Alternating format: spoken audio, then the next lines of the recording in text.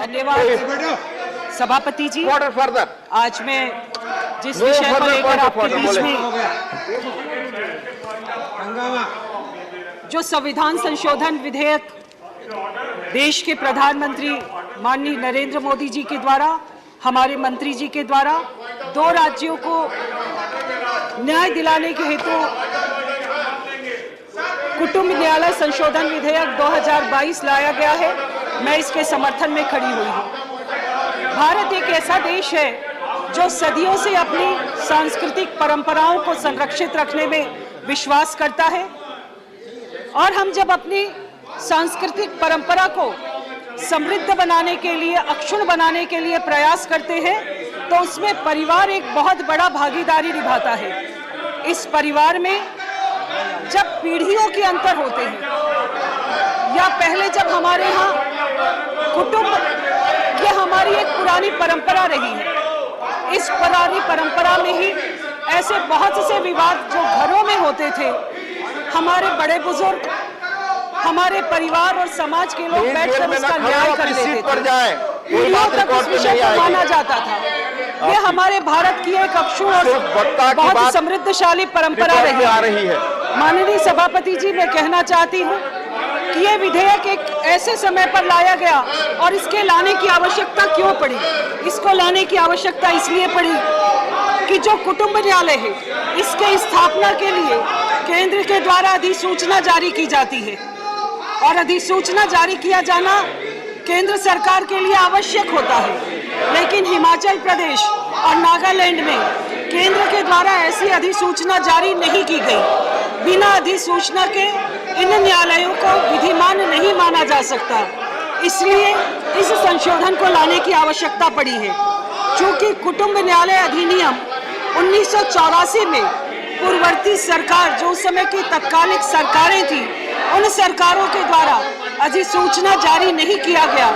इसके कारण जो वहां पर वैधता थी, कुटुंब न्यायालयों की वैधता पर प्रश्न चिन्ह लगा। इसलिए हमारे संवेदनशील प्रधानमंत्री जी ने इस बात की कोशिश की है, और आज हम इस संशोधन के द्वारा इन 2 राज्यों को कुटुंब न्यायालय के विधिमान रूप से मान्यता देने के लिए इस संशोधन को लाया गया है।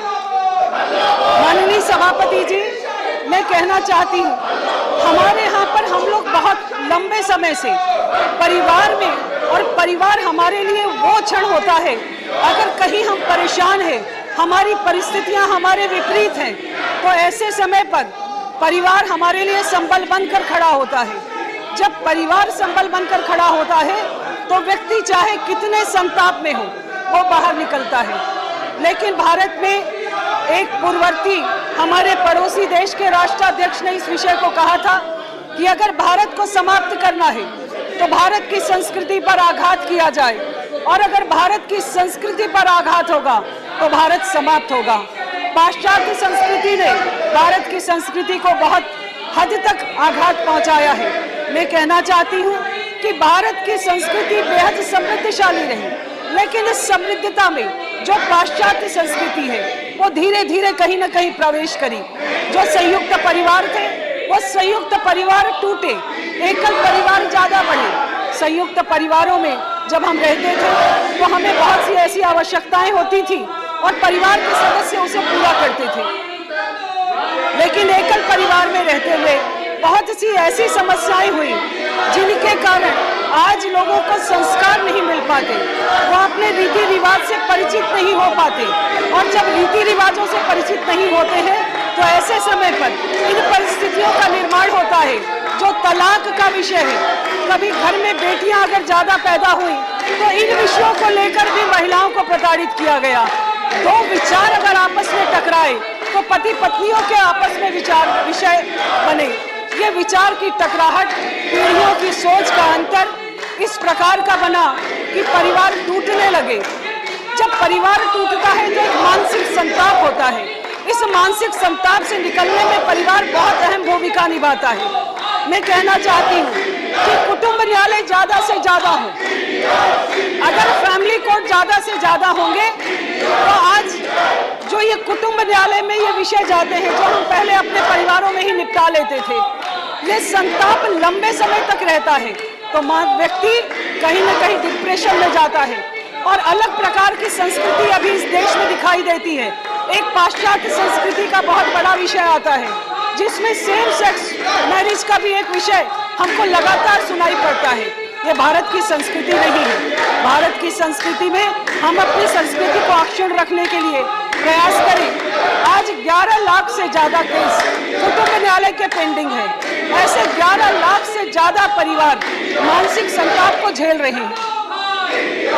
5 करोड़ से ज्यादा केसेस पूरे देश भर में पेंडिंग है। मैं कहना चाहती हूँ कि ज्यादा से ज्यादा अगर कुटुंब न्यायालयों की स्थापना होगी तो निश्चित तौर पर आने वाले समय पे जो ये 11 लाख से ज्यादा परिवार मानसिक संताप झेल रहे हैं, जो हमारी संस्कृति पर आघात कर रहे हैं, उसको कहीं ना कहीं ये संस्कृति बचेगी। और अपनी संस्कृति को बचाने के लिए ज्यादा से ज्यादा कुटुंब न्यायालय की स्थापना किया जाए। आज मैं सरकार के द्वारा लाए हुए इस संवेदनशील संशोधन पर आप सरकार को धन्यवाद देते हुए अपनी बात को समाप्त करती हूँ।